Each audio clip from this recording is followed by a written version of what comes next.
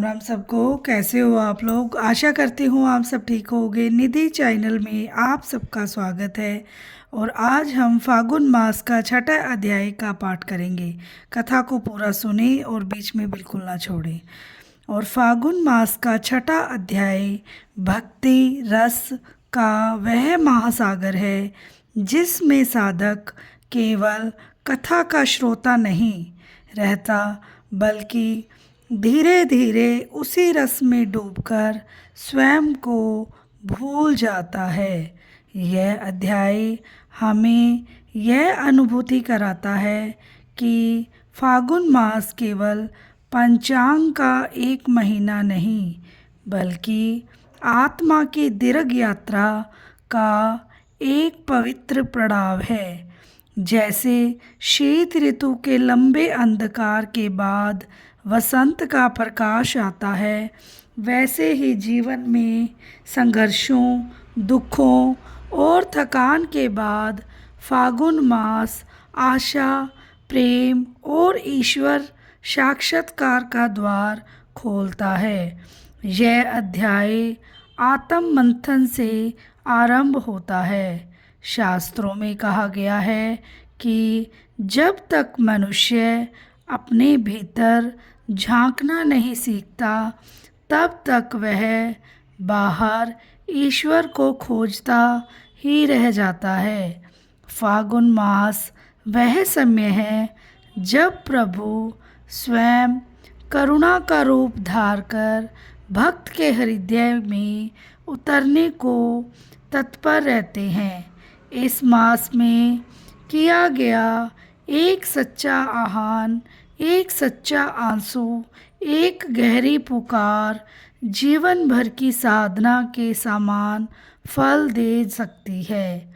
वृंदावन में फागुन के आगमन का वर्णन इस अध्याय का एक विस्तृत और रसपूर्ण भाग है।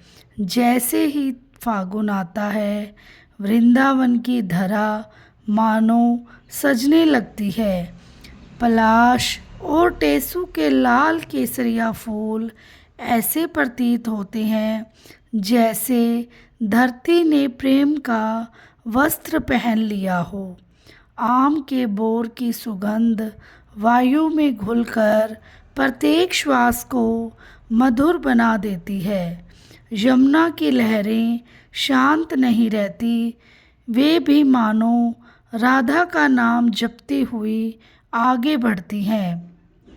पक्षियों का कलरव, पत्तों की सरसराहट और दूर से आती बांसुरी की धुन सब मिलकर यह अनुभव कराते हैं कि यहाँ हर कण में कृष्ण बसते हैं। गोपियों का वर्णन इस अध्याय में अत्यंत विस्तार से आता है। वे अपने अपने घरों में दही मथती है, चूल्हे जलाती है, जल भरती है और उनका मन एक क्षण के लिए भी श्री कृष्ण से अलग नहीं होता। यह प्रसंग समझाता है कि सच्ची भक्ति त्याग में नहीं, संतुलन में है।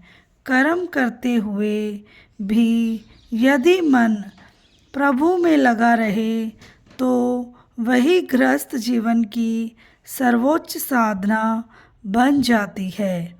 छठे अध्याय में नाम स्मरण की महिमा का दीर्घ विवेचन किया गया है। कहा गया है कि फागुन मास में लिया गया प्रभु का नाम सीधे हृदय से निकलकर हृदय तक पहुंचता है। इस समय किया गया जप मानो स्वयं श्री कृष्ण सुनते हैं। राधे कृष्ण का एक उच्चारण भी यदि प्रेम से हो तो वह जन्म जन्म के बंधनों को काट सकता है।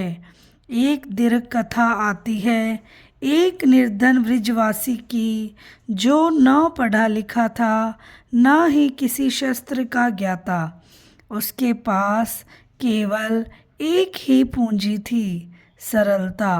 वह प्रतिदिन यमुना तट पर बैठकर घंटों मौन रहता और अंत में बस इतना कहता, हे कान्हा तू जैसा रखे मैं वैसा हूँ।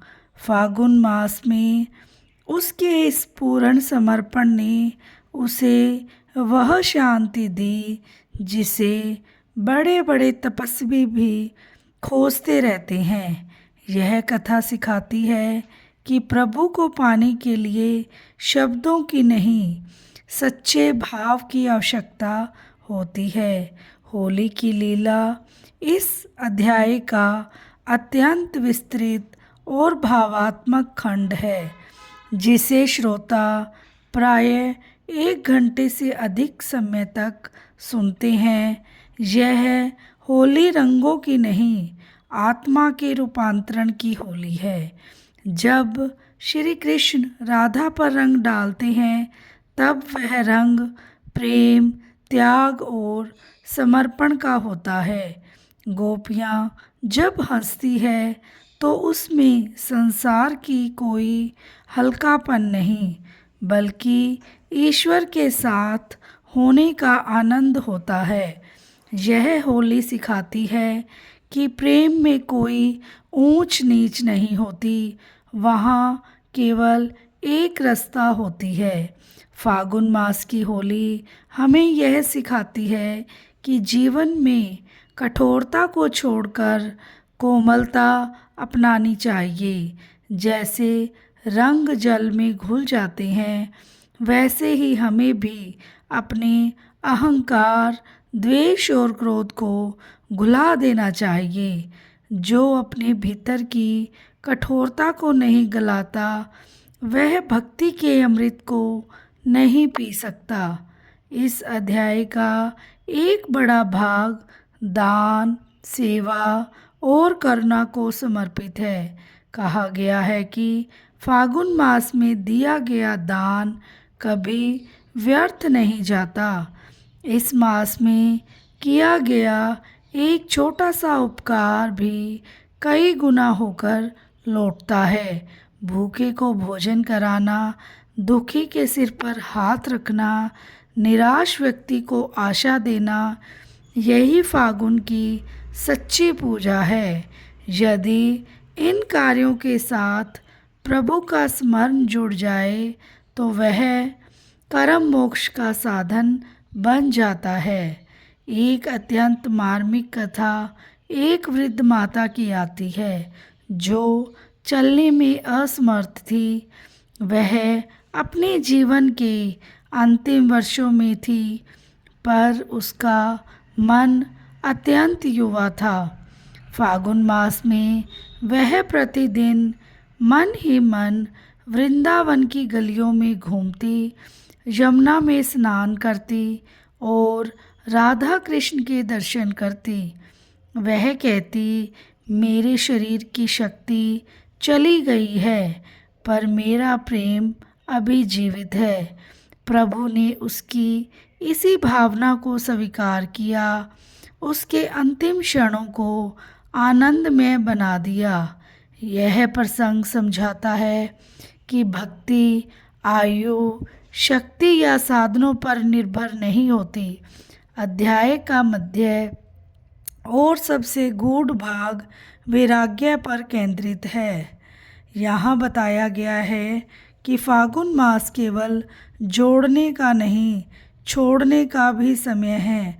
पुराने दुख, पुरानी शिकायतें, पुराने अपराध, इन सब को छोड़ना ही सच्ची साधना है। जैसे वृक्ष फागुन में अपने पुराने पत्ते गिरा देता है, वैसे ही साधक को भी अपने भीतर जमी नकारात्मकता गिरा देनी चाहिए। तभी नई भक्ति, नया आनंद और नया जीवन जन्म लेता है। रात्रि कीर्तन का वर्णन इस अध्याय को एक अलग ही ऊंचाई पर ले जाता है। जब वृंदावन की रात्रि में मृदंग, करताल और प्रेम पूर्ण कंठों से नाम संकीर्तन होता है, तब वातावरण अलौकिक हो जाता है। कहा गया है कि उस समय देवता भी आकाश से उतरकर उस कीर्तन का रस लेते हैं। फागुन के कीर्तन में यदि एक सच्चा आंसू बह जाए तो वह जन्म जन्म के संस्कारों को शुद्ध कर देता है। अध्याय के उत्तरार्ध में राधा के प्रेम का गहन और दार्शनिक विवेचन आता है। राधा का प्रेम अधिकार नहीं मांगता, वह केवल पूर्ण समर्पण जानता है। वह प्रेम सिखाता है कि जहाँ मैं और तू का भेंट मिट जाए, वही कृष्ण साकार हो जाते हैं। फागुन मास इसी प्रेम का उत्सव है, जहाँ प्रेम साधना बन जाता है और साधना प्रेम बन जाती है। अंतिम खंड में यह बताया गया है कि फागुन मास को यदि साधना के रूप में जिया जाए तो यह जीवन की दिशा बदल सकता है। जो इसे केवल उत्सव और मनोरंजन तक सीमित रखता है वह आनंद को पाता है, पर जो इसे आत्म शुद्धि और आत्म समर्पण का अवसर बनाता है वह प्रभु को पा लेता है।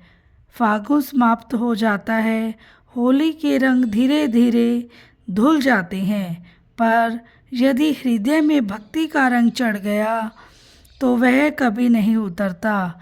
यही फागुन मास के छठे अध्याय की कथा थी। आशा करती हूँ आपको मेरी कथा अच्छी लगी होगी और मुझसे कोई गलती हो तो मुझे क्षमा करना। और कथा के अंत में थोड़ा सा कीर्तन हम अवश्य करेंगे, क्योंकि कीर्तन करना अति अनिवार्य है। श्री कृष्ण गोविंद हरे मुरारी, हे नाथ नारायण वासुदेवा, हे नाथ नारायण वासुदेवा, हे लक्ष्मी नारायण वासुदेवा। श्री कृष्ण गोविंद हरे मुरारी, हे नाथ नारायण वासुदेवा, हे नाथ नारायण वासुदेवा, हे लक्ष्मी नारायण वासुदेवा।